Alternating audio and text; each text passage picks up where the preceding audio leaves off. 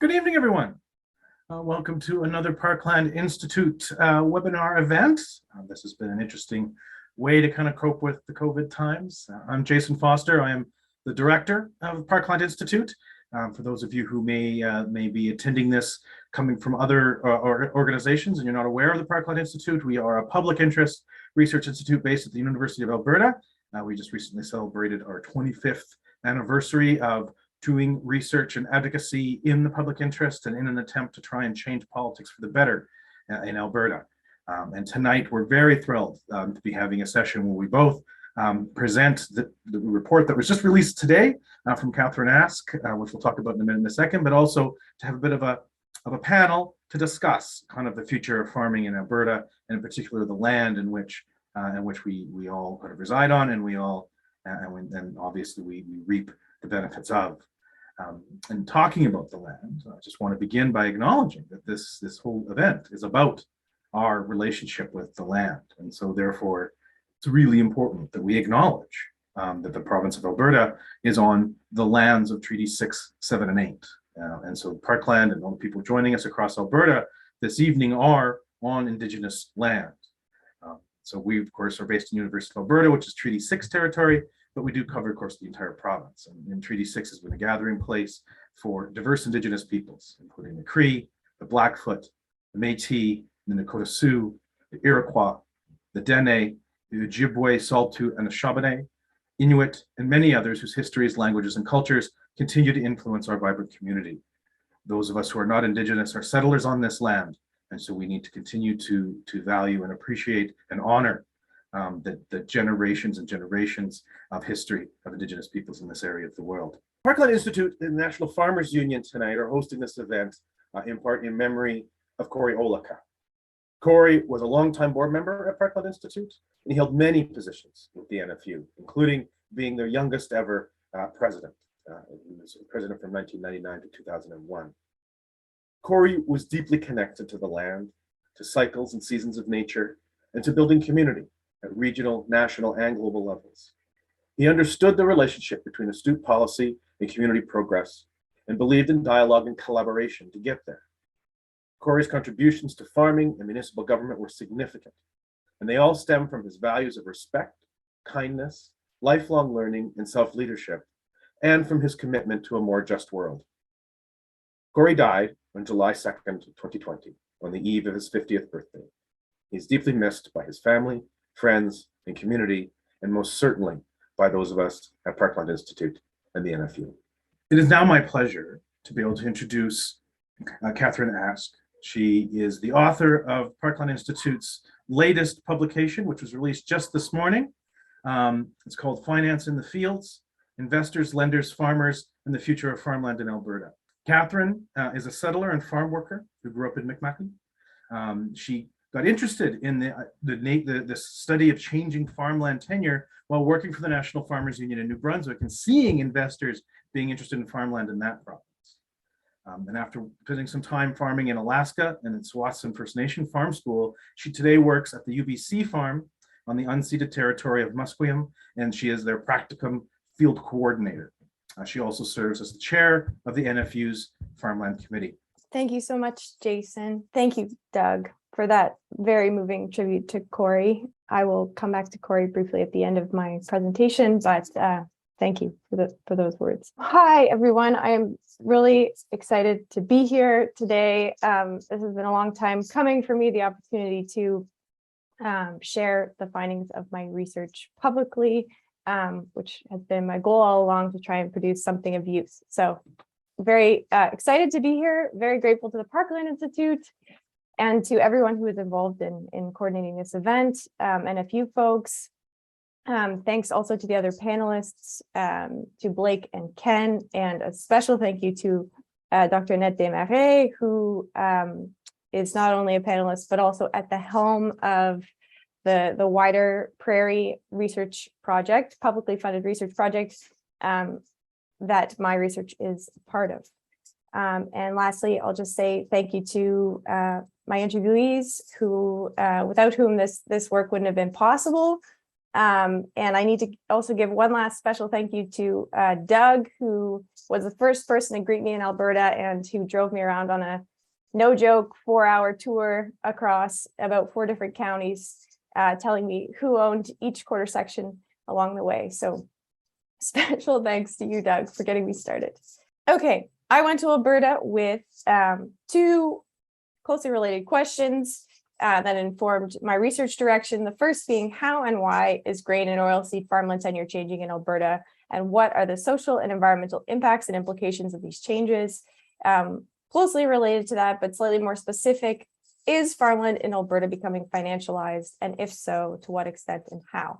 And that is my report, which you can find on the Parkland Institute's website on the right there, which I recommend checking out to get more of the stories and the sort of quotes, direct quotes from the words of farmers that I'll be able to share with you today. So I'm going to start by touching on my methodology. I'm going to move to give you a bit of context and then jump into my findings and why they matter.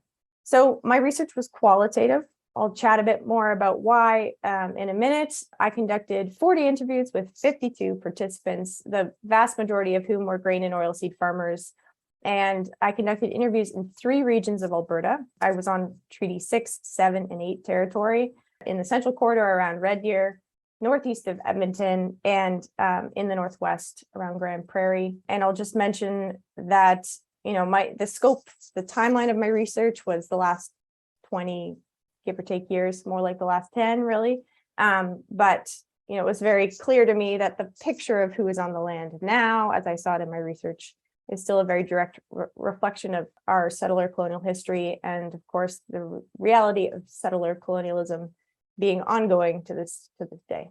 This is a fantastic graph from Darren Qualman that shows that from 1985 to 2016, Canadian farmers' realized net incomes were a mere 2% of gross revenues from markets.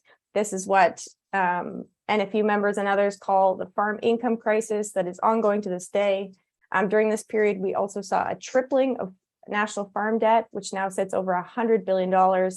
We also saw the loss of a multitude of supports and protections and mechanisms like the Canadian Wheat Board that acted in support of grain farmers that have now been dismantled. And yet, in spite of all this, simultaneously, we've seen farmland prices rising across the country and in Alberta. This is revealing a clear divorce between the productive value of farmland, that is, how much can I make on it through food production, and the market value of land. So in Alberta, since the early 2000s, farmland prices have been rising. They spiked in the double digits, over 17% in 2007, and around 2012, 2013, they also spiked in the double digits. When I asked interviewees why they thought this was happening, some pointed to the Mark Twain aphorism that they aren't making it anymore. And many others said that it expressed that it was a sort of somewhat natural phenomenon, that it was inevitable. And my work hopes to show that there's actually something more political going on. You may have seen this in the news, came out about a year ago now. Bill Gates owning almost 250,000 acres of farmland across the United States. I'll spoil this article headline for you and tell you that the answer is he's in it for returns. Surprise, surprise. Bill Gates buying up all this land is part of a much wider trend involving a diverse array of investors around the world. In 2007, 2008, when we were faced with these intersecting financial, food, and fuel crises, investors around the world began to reevaluate the value of farmland as an asset class. Previously, it was considered, too stable, not enough annual jumps in appreciations in value. But suddenly this became quite appealing in light of the volatility around the world in other asset classes. It became a way to round out in an investment portfolio and a potential way, of course, to capitalize on spiking food prices. Investors began buying up farmland in droves. This phenomenon is often called land grabbing. It's also sometimes referred to as the financialization of farmland. What this latter term means is that farmland is becoming more of an asset class than a place where we produce food. It refers to the rising influence of financial actors, institutions, motives, and markets across, the agricultural sector, but also across other parts of our lives. It's referring to the financial economy coming to dominance over the productive economy. Productive economy, we produce goods and services. The financial economy, accumulation happens through rent, dividends, and capital gains and interest. How I like to explain it to people is the financial economy allows those with existing wealth to get wealthier without doing anything for anyone. This is our very own Bill Gates. This is Robert Angelic, a man who owns almost as much farmland as Bill Gates, but in Saskatchewan. So I put this up on the screen to tell you that this phenomenon is happening in Canada too, and to what extent we largely don't know. Provincial governments are not tracking or paying close enough attention. They certainly are not in Alberta. I wish I could tell you the number of acres owned by investors in Alberta, but I can't. And the reason for that is that while we tried to get access to the land titles data in the province, which shows how much land is owned by who, where, the government told us that to access this publicly managed data in the format that we need would cost us $50,000. So we were unable to acquire it and went the qualitative route. Annette is going to speak at the end here about what she and others on our research team were able to do with the land titles data in Saskatchewan. So we're going to dive into my findings. I'm going to talk about some of the key factors shaping the financialization of farmland, and then some impacts and implications. I did find that investors are buying up farmland in Alberta. All kinds of investors, pension funds, Kinterra Capital Corp, Bonafield, wealthy individuals, people rich with oil money. It is my impression from my interviews, again, we don't have numbers here, that the number of acres that are owned by investors in the province remains small in relation to the 50 plus million acres of farmland in the province, but that these purchases are having a big impact on farmland markets. Basically, investors have deep pockets. They can pay a lot for the land. Not much land moves year over year, and so even one purchase can have a ripple effect on price expectations in a wide geographic region. I also found that investors are having mixed success. This is not something that's happening smoothly. They are struggling to, in some cases, give back the annual return to shareholders that they promised them. They are, I heard stories of investors buying land on faulty information, like they were from out of province. They didn't know what was going on the ground. Some land broker told them some story that just didn't come true. Most farmers I talked to expressed deep concern about this phenomenon. Others have also benefited from it. We can talk about that more later in the panel. And many feel they don't have a choice of who to sell to. They need to pay off their debt in order to retire. And maybe investors are the only ones with the capacity to buy the land. This is a quote from someone I interviewed who works for Bonafield, which is a real estate investment trust management organization. This quote is so evocative in explaining how investors look at farmland in distant provinces. Farmland funds have consistent appreciating returns, and they also produce a cash yield every year. They play into some of the exposures that investors currently aren't exposed to: commodity exposure without actually having the physical commodity, exposure to water without actually owning water. And in that way, it helps our investors round out and diversify their portfolio to reduce risk. So this is the story of, investors pooling together different farms into, it's called securitization, pooling together different farms into a fund that they have shares of to manage their risk, while, meanwhile, every farmer is out there bearing the risk of production alone. The second factor I found that's contributing to the financialization of farmland in Alberta is lending institutions. Since the beginning of the 2000s, lending institutions in Canada, the lending policies of banks and Farm Credit Canada and whatever, have become liberalized. They have begun lending on equity as opposed to cash flows. Not having the same expectation that farmers can show how they're actually going to pay back their loans. They've even been offering interest-only loans to farmers, which is basically a situation where you're renting from the bank as your landlord because you're not paying down the principal at all. Lending institutions are continuing to artificially inflate land prices by redistributing their debt among more and more farmers who, are being offered loans that are bigger than what they're ever going to be able to pay back through producing food on the land. Yes, in some ways, this is very similar to what's happening with housing in this country. This top quote is an agricultural fieldman talking about how he hears from farmers all the time that they won't offer you 2 million, but they'll offer you 10. Basically, it's like go big or bust, which you can imagine funnels farmers down a particular production path. This bottom quote really hits the nail on the head. That's created a kind of Ponzi scheme in the agricultural community because people are borrowing not against the productive value of their operations, but against the equity value of their land. Just like in the early 1980s, if land prices start to fall, the bankers will start to get nervous and say, your equity has climbed this year, when in effect, nothing has really changed physically. This, of course, is definitely a very vulnerable situation that probably has a tendency to collapse. 3, farmers as investors. This is not to conflate a farmer and an investor, but to say that farmer after farmer told me that farmland prices are such that it is now often impossible to pay off a quarter of land through a lifetime of farming conventional grain on it. What this means is that any farmer that is purchasing, and less of them are, but any farmer that is purchasing is actually doing so speculatively. Farming on that land becomes almost like a side hustle.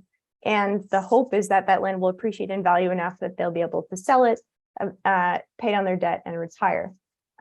This presents a massive challenge, to the bid to try and resist this trend of financialization and these rising farmland values, because farmers' fates have become hitched to this rising tide of prices as well. This top quote is a young farmer who told me about her dad's farmland increasing 700% in 10 years, referring to it as an investment. This bottom farmer, I remember being so opposed to investor ownership of farmland, but also, if I won the lottery, I would be buying every quarter I could because it's an excellent investment. So farmers themselves increasingly starting to see the land through this lens. The impacts of this phenomenon are diverse, and we could go on and on about them, but here's a bit of a quick laundry list. One of the foremost impacts of high farmland prices is that farmers are increasingly becoming tenants. They're turning to renting instead of owning. There are a lot of challenges with renting. This is not to say that, individual farmers owning their own land is the only solution, but renting does, on short-term contracts in particular, presents many problems. It disconnects farmers from the long-term health of the land.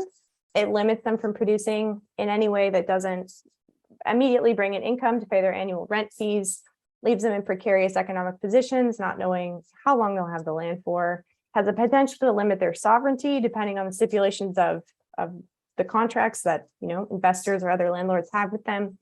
How do you even do something relatively basic like transition to organic? Not to say that that's easy, but it's not dramatic. But even to transition to organic on a 3-year contract, I mean, that's not going to happen. Simultaneously, rental rates are going up, so the price of renting is rising. Farmers talked about heightened degrees of rent seeking among landlords who used to, not be in it for the cash, but suddenly they are looking for the highest bidder as opposed to renting to, their neighbor and giving them a good rate. Farmland continues to become concentrated among the few who can afford to buy it. This is a longstanding trend, but it's being accelerated. Financial metrics are being prioritized on the land. Farmers' relationships to the land are shifting, as I spoke to. High levels of debt and vulnerability in these rural communities reduce community and farmer sovereignty as, increasingly absentee folks own the land in any given community and might be dictating to some degree how farmers are practicing or have the potential to stop them from changing to some other production method in the future. And very importantly, a lack of new farmers entering the sector. We are barreling toward a crisis of generational renewal, to use the words of Qualman and others. We need so many more farmers. Our farming population is aging, and young farmers just can't get onto the land. Quickly here, I'll just say that, and we could talk about this more maybe too, but the impacts we're talking present day, implications we're thinking about into the future. I think that the implications of the financialization of farmland are some of the scariest, particularly because the financialization of farmland limits our ability to transform the grain sector. And this is something that I think needs to happen in light of climate change. We know that the sector is immensely vulnerable. Farmers are already experiencing extreme weather conditions and increasingly difficult harvests. We also know that conventional grain production, is emissions intensive in many ways.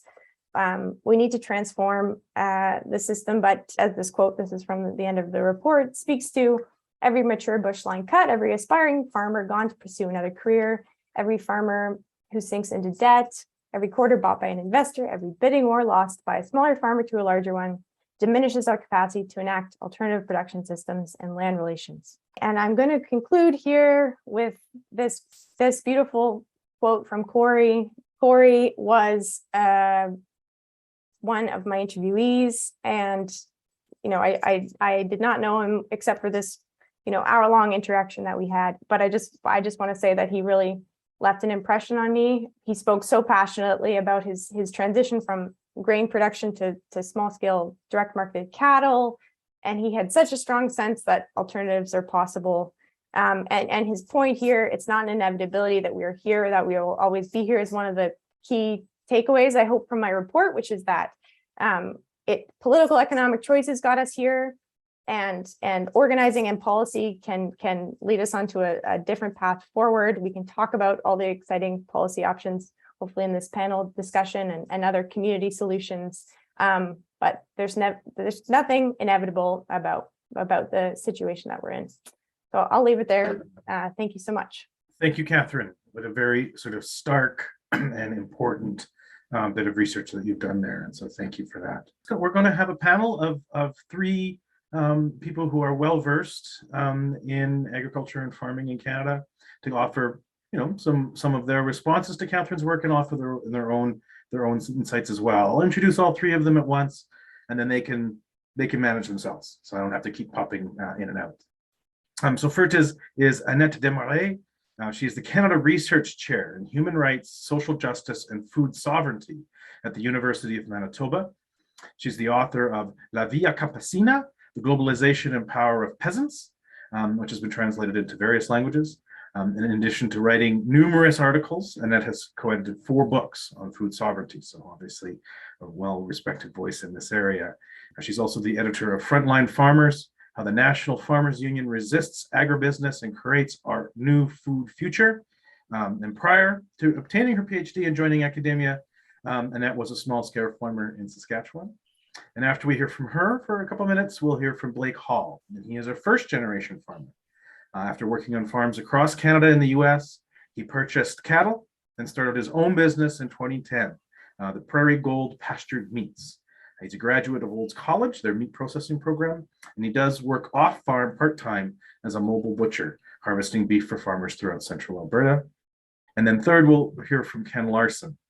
He's a graduate of the University of Alberta, I won't say what year, and he's a full-time farmer. Ken and his wife have produced grains, forages, and cattle west of Red Deer for the past 46 years, 40 of them using agroecological and organic techniques.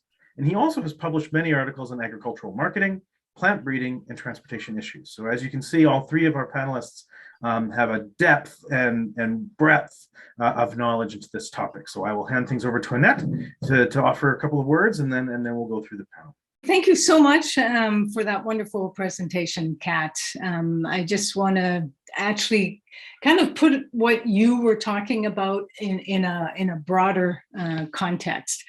I think we need to recognize that it's relatively recent that studies are actually alerting us to the fact that there is a worldwide issue of growing land inequality. It used to be that whenever you thought of unequal land ownership, your mind would automatically go to countries like Brazil or Guatemala, because they were the kind of extreme cases of land inequality. More recent research includes looking at the global north, is also highlighting this. They're highlighting more and more evidence that clearly points to a growing land inequality. And one of the most important recent global studies, called Uneven Ground: Land Inequality at the Heart of Unequal Societies, which was published in 2020, just 2 years ago, it demonstrates that land inequality actually worldwide had been decreasing up to the 1980s. So what happened in the 1980s? I'm sure all of you have some pretty good ideas of the whole process of neoliberalization and structural adjustment, free trade, etc. Well, it is since the 1980s that land inequality has started to increase again. So that study, the study I just mentioned, Uneven Ground, which is super interesting. So, if you get a chance to look for it on the web, it's accessible. Take a look at it. What it does is it discusses a whole lot of data and analysis that really exposes the extent of this problem, this growing problem of land inequality. So I want to mention only 3 quotes, very short quotes from this study that affirms the fact that we need to actually do something about this. But it also then encourages us to think about what are the kinds of solutions that we need to come up with to turn this around. So here are the 3 quotes from Uneven Ground: Land Inequality at the Heart of Unequal Societies. First, the largest 1% of farms in the world operate 70% of farmland. And these farms, the core of production for the corporate food system. The second quote: land can be a major engine of shared prosperity or one of the most pervasive drivers of inequality. The third quote here on the slide: land inequality sits at the heart of other forms of inequality. It is fundamentally related and often central to broader inequalities. As this figure shows, land inequality is directly related to wealth inequality, political inequality, social inequality, gender inequality, environmental inequality, etc.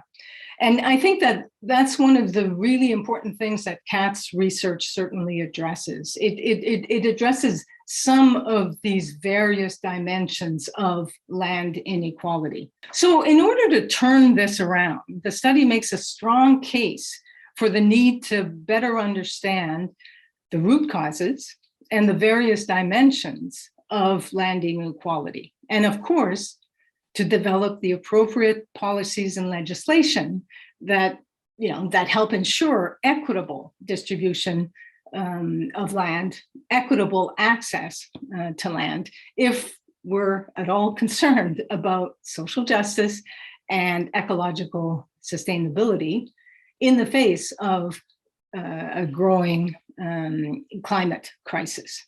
A really important tool, that would help us to better understand what is going on the ground, in addition to the kind of research, the very important kind of detailed face-to-face research that Kat has just talked about.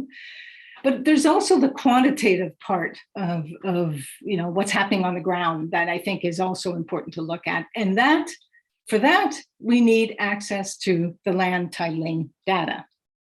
Now, this is a tool that allows us to find out who owns what, how much, and where. And I just want to, in the next couple of slides, to show you what we've been able to do, what my I have a fantastic research team that includes Darren Qualman, André Magnat at the University of Manitoba. Nettie Weeb was originally part of that team. And also some amazing graduate students like Kat. So, I just want to show you over the kind of research that the quantitative research has been able to expose in the context of the neighboring province of Saskatchewan. In this map, this was with access to the land titling data for 2002. Each of the blue spots or dots represent land that's owned by investors and what we call investor or farmer investor hybrids. And those are farmers that are still farming, but they're also really tied into the industrial food system in significant ways in that they own other aspects of the industrial food system. So you see in 2002, they were barely there. 2014, they started to expand considerably in different parts of the province. Now, our most recent research, which looked at 2018, even more land. So it's not like they're divesting, they're investing more in land. And when you add not only the hybrid and also just the plain investors, when you add family farmers who own more than 10,000 acres, the next map shows you how substantial, how much land people are occupying in, big, huge tracts of land. What we're finding is that this is going ahead full speed. Unless we actually develop some mechanisms, some tools, some legislation, some laws to stop this from happening, it's going to continue. The other thing there's two more slides, but I'm not even we're just going to go through them very quickly. It's just to tell you, with the detail that we are able to look at with the land titling data, we can identify exactly how much land each one of those investors or large farmers is acquiring in different years. And so as you can see, the investor ownership, for example, they're continuing to increase their ownership. And in this next slide, you see that the farmer hybrid ownership also is by and large increasing.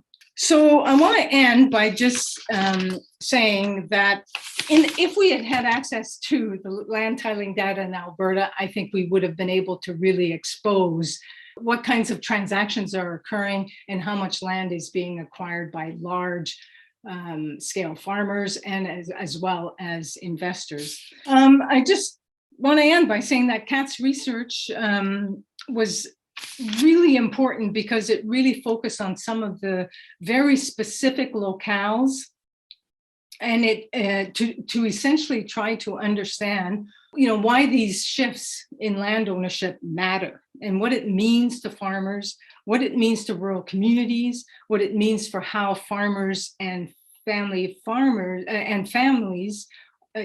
it means for how families are looking at land and their relationship to land. So thank you, Kat, for that wonderful, wonderful piece of work. To see more of the research that we've done, I've left a website page there. And if you're at all interested, please go to the podcast that the 4 graduate students who were doing work in the 3 prairie provinces did. It's a wonderful production. Thank you.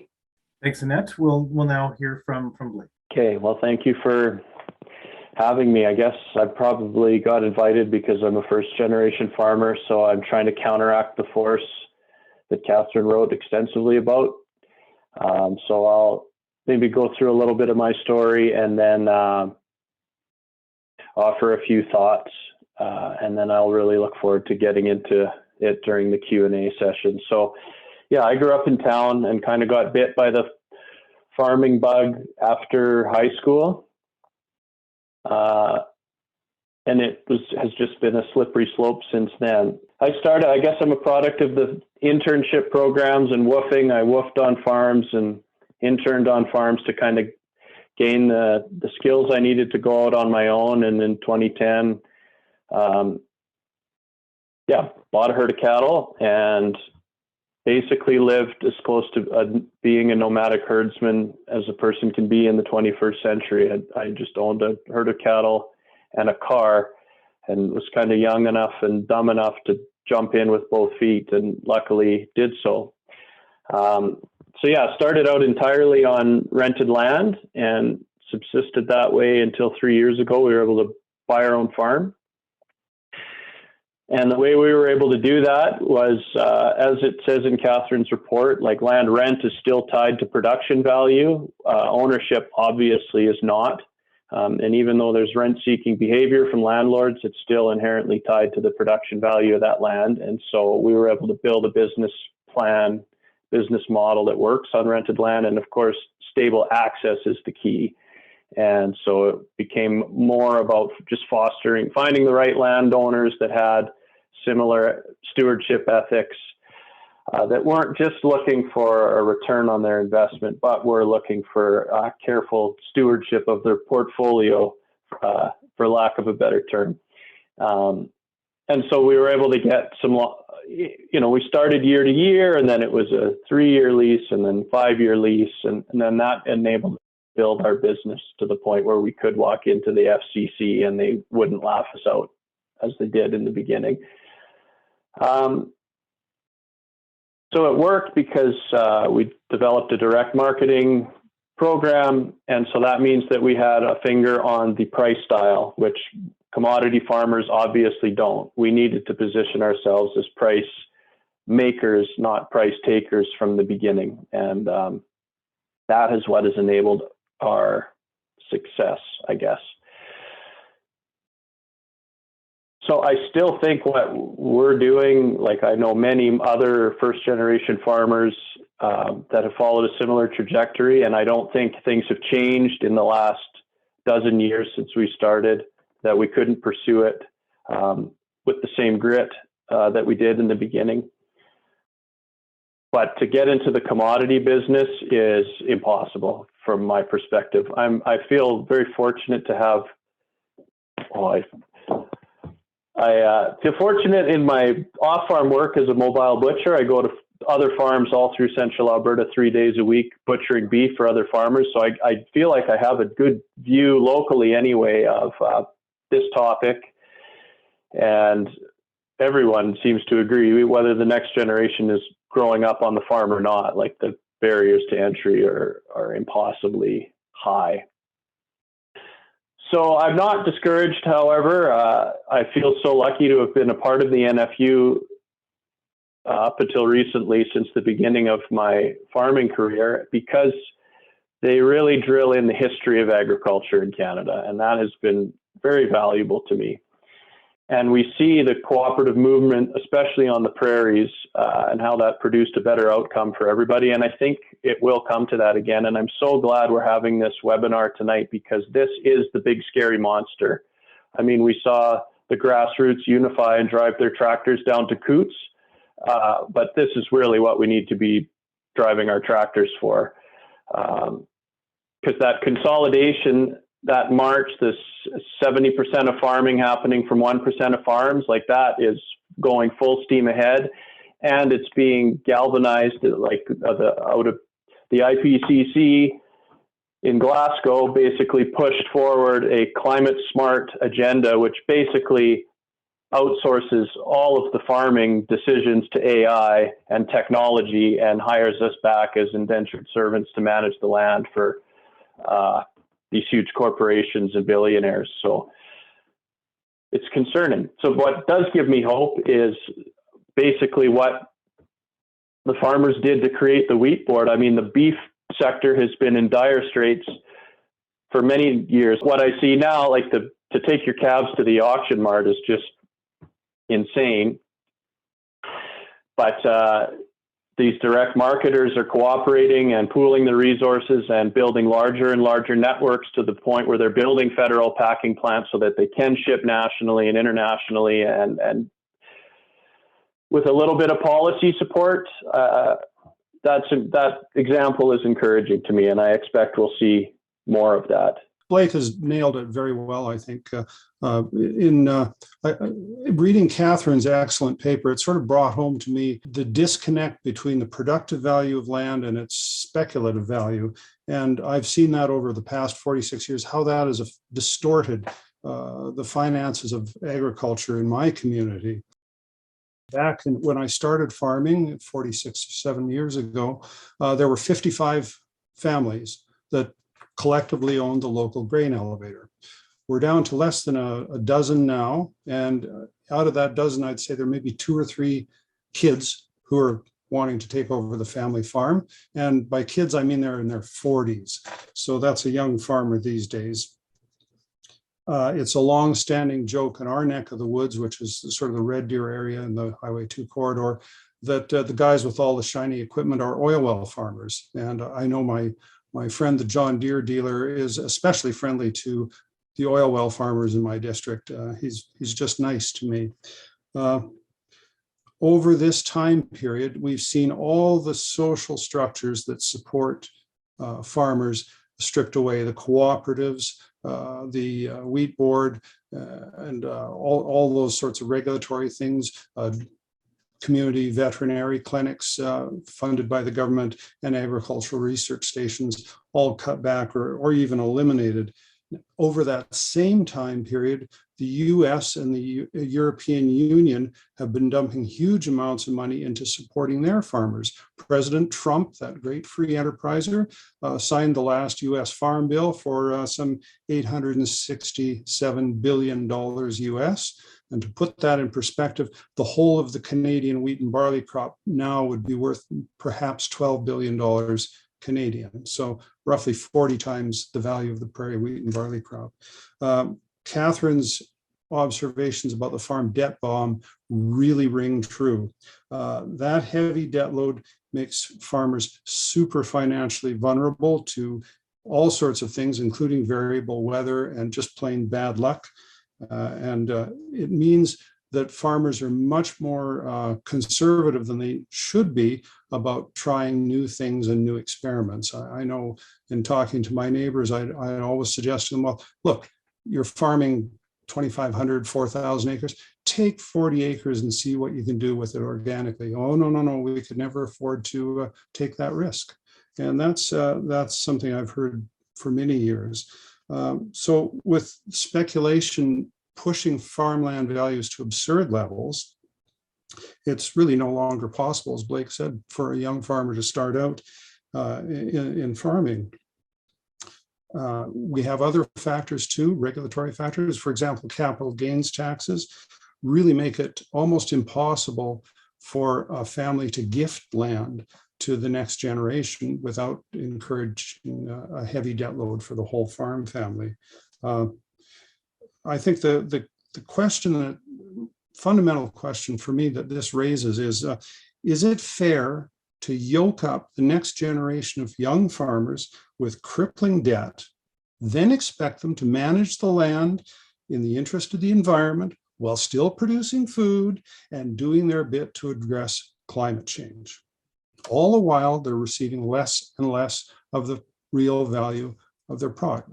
What kind of a fair system is that? That isn't a good public policy, I don't think.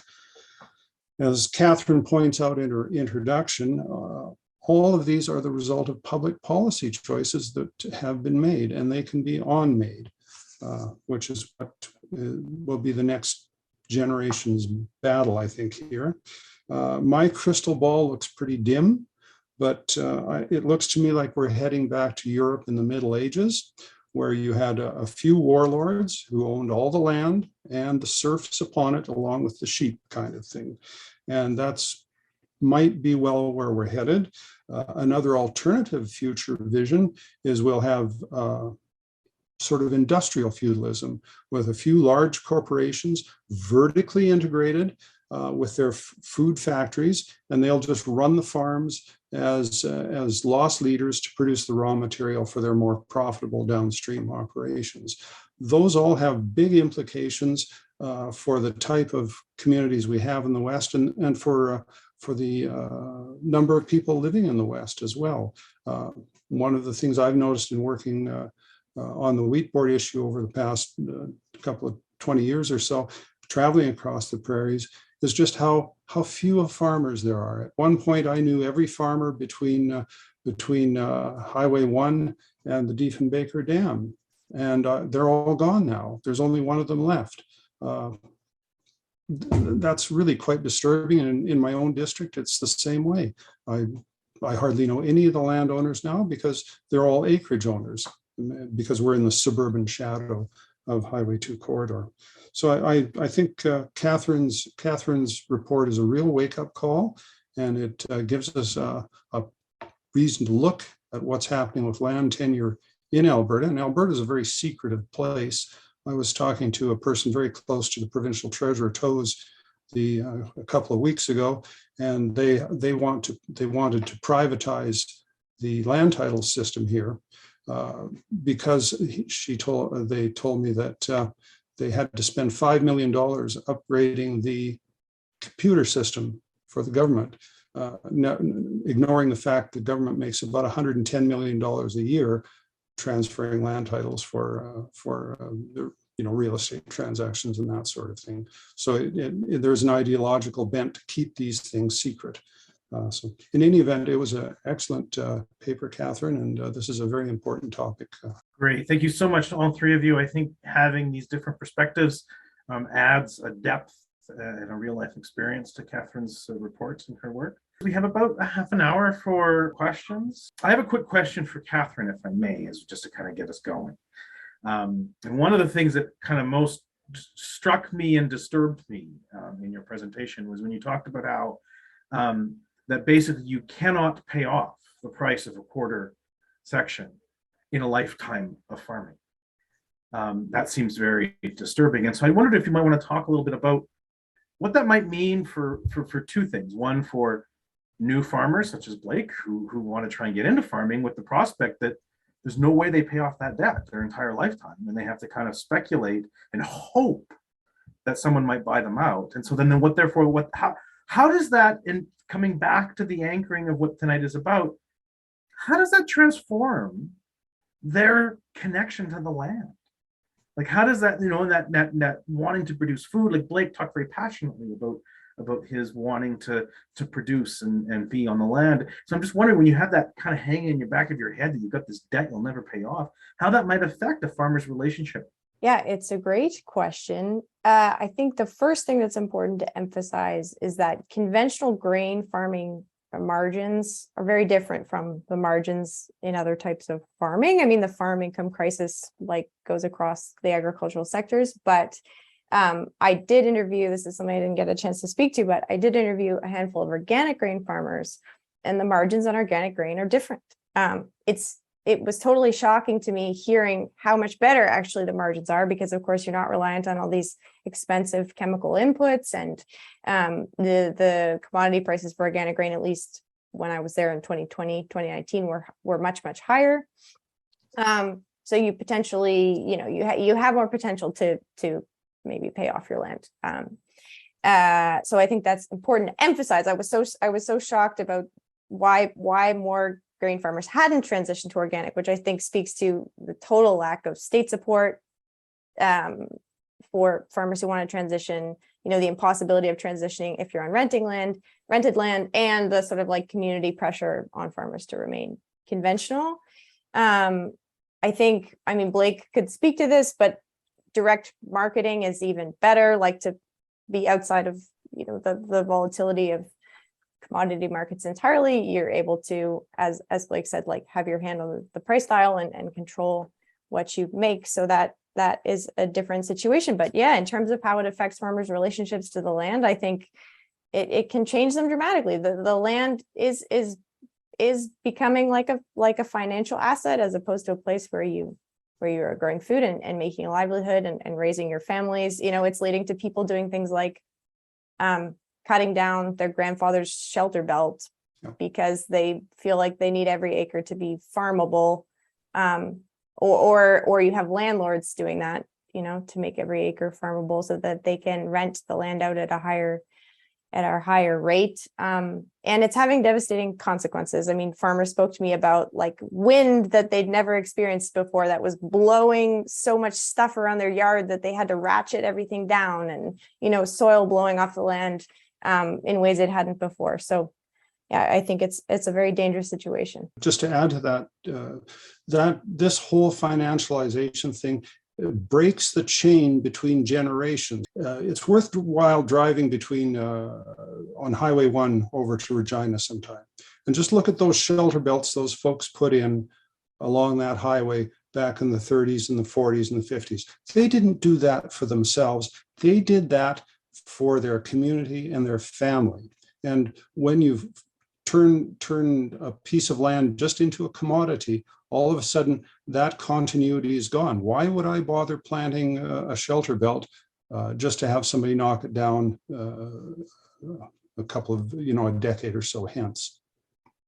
The other thing about direct marketing, we have to keep in mind that 75% of the land in the prairies is used for export grain. And that is a really important point, because one of the fundamental realities of the world is there's always too much grain, always too much food being produced for the market to support the producers. You have to specialize in some niche market, and that's very valuable, but that won't address the bigger issue of how do we manage all this prairie grain land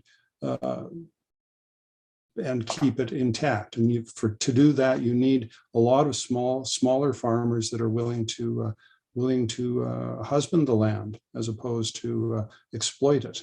And that's a big problem we're facing, because if you can't have any prospect of paying the thing off in your own lifetime, let alone adding your children's lifetime into it, what kind of servitude is that? And how can any right-thinking society expect to put people in the position where they're indebted all their lives, plus their children's lives, just to manage land for the benefit of other considerations, however worthy those considerations may be?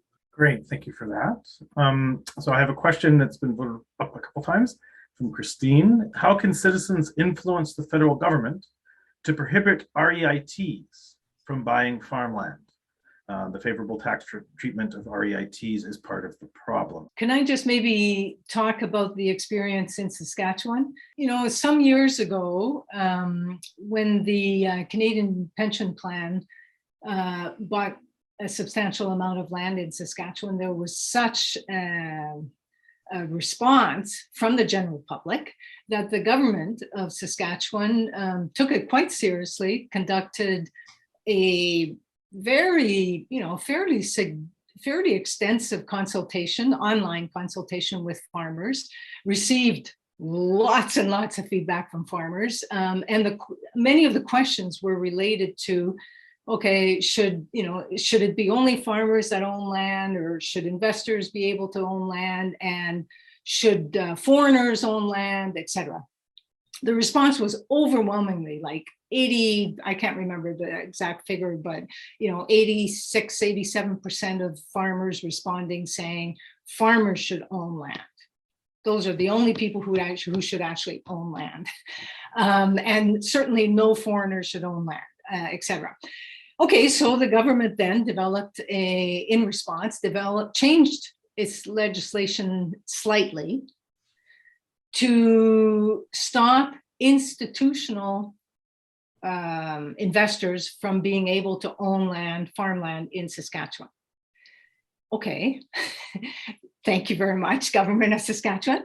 But then it did nothing about individual investors. And as as Kat pointed out, the biggest landowner in Saskatchewan is an individual investor, Robert Angelek, who originally came from Manitoba, moved to Calgary, and then moved to Saskatchewan. They've tweaked the legislation a little bit to try to keep some players out, but clearly there needs to be a broader sweep. A kind of legislation that covers all kinds of investors, and potentially even, maybe we should be really seriously talking about capping the amount of land that any individual can own or any entity can own. I'll move on to the next question then. And someone may want to kind of give a little bit of background if you're able to on this one. So I have a question that says, Alberta has very weak regulations on protecting farmland from urban sprawl or other pressures on the land. Would BC, for example, be a model of how to deal with some of the issues you have raised? Well, BC has their agricultural land reserve. So my understanding is they set aside farmland to be farmed. Exclusively can't be developed, but I don't think that's stopping people from hedging money in it. My understanding is in the Fraser Valley, ALR land is still going for $100,000 an acre. So the issue persists. My impression, and I know even less about Quebec, is that they are somehow have been fairly successful at protecting their farmland and keeping the price accessible to farmers. But I can't say any more than that in the case of Quebec. Okay, well, someone's asking kind of specifically about, so they say conventional farmers get stuck on the chemical treadmill. And so they're saying that Catherine's right, they need support to get off. So they're just wondering how helping farmers get off of that and move to more organic processes, how might policies in that area work? The first thing we need to do is have research done on organic agricultural techniques. Now, to put that into context, in 1863, we had Agriculture Canada research stations across the country, and they did all sorts of research on organic production. And those places were a gold mine to people like me who were interested in using those techniques. But what happened was with the neoliberalization process, the number of researchers were cut back, the librarians were cut back, and finally the Harper administration in the last weeks of its regime ordered all those libraries to be destroyed, which they were. And that was a tremendous resource for, or there's no great secret to organic and ecological production, but there are a lot of techniques and specific issues around it which have been well researched, and most of that information was thrown away in the last spasms of the Harper administration, and that was a great tragedy for Canada in agricultural research. Right now, what's happening is all the grain in Canada is produced, the new varieties are produced through Agriculture Canada research stations, and that's largely farmer directed and it's farmer funded with a kick in from the federal government. That is under tremendous pressure now to privatize that process. And right now, what happened with the last spasms of the Harper regime is the public and farmers direct the development of new varieties, but the final choice about what new varieties get commercialized and sold to guys like me is now rests with the big multinational agrochemical seed companies. So there's been a tremendous conflict of interest built into the food system by deregulation. So, to pick Monsanto or pick one of the other agrochemical seed companies, it's asking an awful lot of a business to set aside their large investments in petrochemical plants to start marketing seeds and plants that don't need their chemicals. And we have a prime example of that in canola now. Canola uses a lot of insecticides. It's controlled by the private agrochemical seed companies. Agriculture Canada has a canola plant of canola variety sitting on its shelf, which would be resistant to the insect pests, which farmers are out there spraying for right now across the prairies, but it's not been introduced. Well, why hasn't it been introduced? Because it's not profitable to introduce it for these private agrochemical seed companies. And that's a conflict of interest that's been built in with deregulation as well. So when you hear these guys talk about, freedom and deregulation, well, no, deregulating and making things free just makes it so the really rich and powerful bullies on the block can dominate things, and that's just how it works. And that's where public policy has to come in, I think. So I'm asked what I personally think is kind of an interesting question is, what impact do you think rising interest rates will have on the patterns of financialization of farmland in Saskatchewan and Alberta? We've had very low interest rates for the last number of years, and so this could very much shift the dynamic. And so I'm curious, this audience member and myself are very curious about how that might play out. Well, Katherine, where you were talking about how the return on investment was rough now because sometimes the farmland wasn't able to return the interest to the shareholders that they had been promised. That's true, but that piece is quite interesting. But that's more about actually, that's like with companies like Bonifield. So Bonifield again, was Canadian, now I think it's been sold to a multinational, but a management firm that like manages real estate investment trusts for groups of institutional investors and other wealthy individuals. Their model is they buy a piece of land and then they promise their shareholders that, well, actually they have a bunch of land pieces, different farms conglomerated together into a fund. And then they promise shareholders a certain percentage back each year through rent from farmers. And they're trying to get that rent to cover between like 2 and 5% of the purchase price of the land. And so because of what Blake mentioned, which is that rental rates need to be much more closely tied to the productive value of land, whereas the purchase price of the land, can float up to the sky the way it's been going. That disconnect has been proving to be a problem for these investment groups because they can't, they often do charge really high rent, and the only way they're able to do that is by leasing the land back to the farmer who they bought out. So because that farmer is like flush with cash, they can pay like a sort of exorbitant rental price for a couple of years that's actually disconnected from how much they're making on the land. And the massive problem with this is, of course, that there's a ripple effect. And suddenly, like I interviewed one woman who rents from 40 different landlords, if you can imagine, and spends, a huge portion of her time trying to manage all of those relationships. And so like when a company like Bonifield buys up land in her area, then suddenly all of her 40 landlords are like, oh, we heard that they're charging, 130 or whatever it is an acre. Can we expect that of you? So that is not at all an answer to the question that was asked. I'm not totally sure. I would imagine it might be a really big problem for farmers. It's a very good question, and it's really hard to know how is that going to shake down in the countryside. And in fact, many of us, when we first started to see investor purchases of farmland, we thought, oh, okay, well, this is interesting, but it's like a farmland bubble. It's going to burst. And then what is going to happen? Well, are the investors just going to drop their investments, which, they did in the US when they moved from the urban real estate market. And then, when that went bust, then they shifted to something else, which included farmland. So, investors can kind of decide to shift and move their money around. They can afford to do that. Farmers, on the other hand, I don't know. What's going to happen with all those farmers who invested an awful lot of money in the last 10 years on land?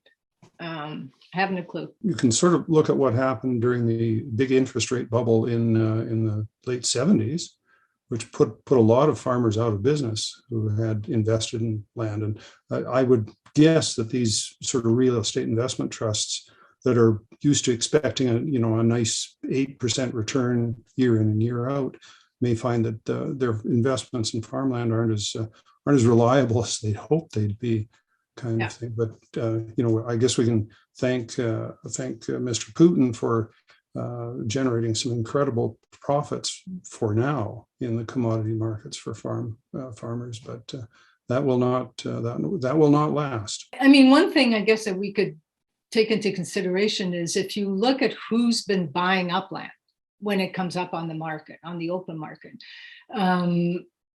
those tend to be already the larger producers. Mhm. It could be that the larger producers are the ones who are going to be really the hardest hit by this the increased interest rates, and it'll be interesting to see what kind of government response there is to that. I have one kind of last question from the audience, and then I think I want to blend it, which is going to be the closing question for the panel. So what I want to do is give you each like a minute to kind of do this two-pronged question. And so we can kind of go in order, maybe we'll go in reverse order of how you spoke. And so the first one, the question from the audience, because I think these two questions are related. What policy change would you enact to address the financialization problem? So thinking about put your policy hat on, what do you think might help solve that problem? And then maybe pair that with an offering of what is something concrete that people can do to help make that policy, or just generally help address this growing problem in rural Canada. So it's kind of two prongs. So it allows you to kind of put your policy hat on, but then also we want you to end with your activist hat, where you're actually going to try and help make change happen. I tend to be a market fundamentalist. The first thing we need to do is make sure that farmers get a fair share of the value of their product.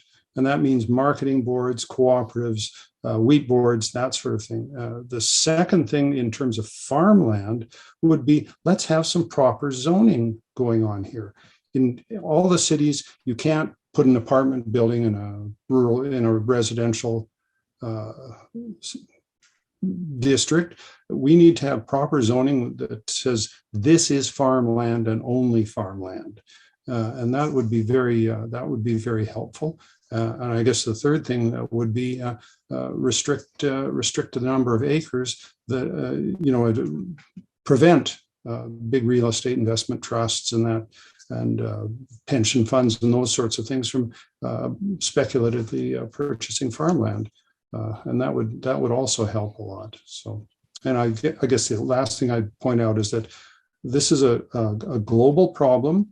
It's driven by the United States and the European Union dumping gigantic amounts of money into their farm system. And just as an investor in rural Canada can cause ripples, those big investments from the European Union and the United States Department of Agriculture have a huge ripple effect on the global system, and that produces all sorts of negative consequences. So, to me, it seems like if you're going to own the land, you got to farm it. Seems like that would be a decent approach we could take, or at least tend in that direction. Listen, there's a force that's trying to remove farmers from the land. I mean, the indigenous people didn't need European systems until they were removed from the land, and that same force is underway again.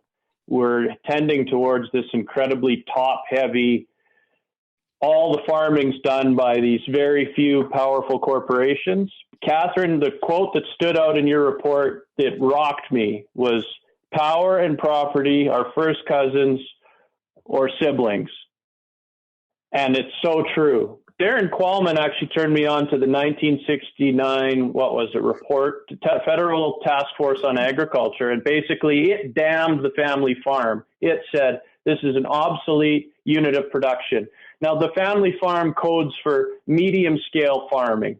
The Young Agrarians did their big survey and discovered there's actually more farms now than there were a few years ago. There's always going to be these little farms like me, these niche marketers that can find these little pockets of profitability to operate in, and then these few mega farms. But medium scale family farming is under threat. And so if we want farmers to stay on the land, then farmers need to stay on the land. If we quit feeling entitled to, like, oh, I can't believe I can't raise 50 cows like grandpa did and mortgage this quarter and pay it off. Like, we're not entitled to that. That might be right, but